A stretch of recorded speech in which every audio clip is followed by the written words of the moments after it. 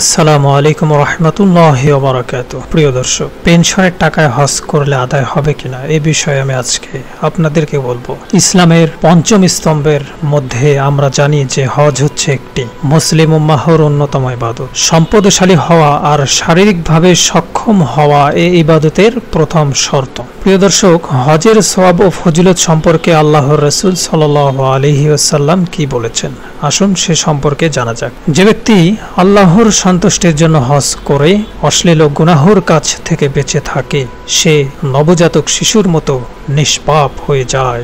সুবহানাল্লাহ।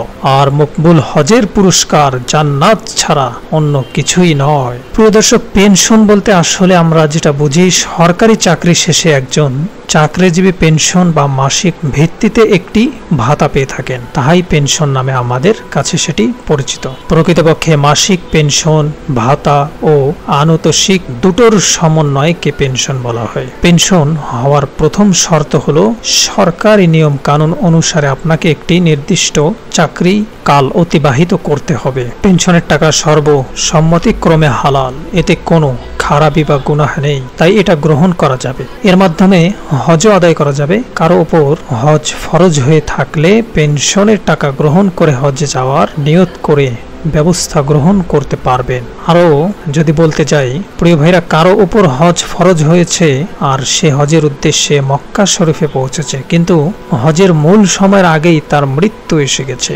এই ব্যক্তির জন্য মৃত্যুর সময় তার পক্ষ থেকে বদলি হজের ওসিয়ত করার প্রয়োজন নেই।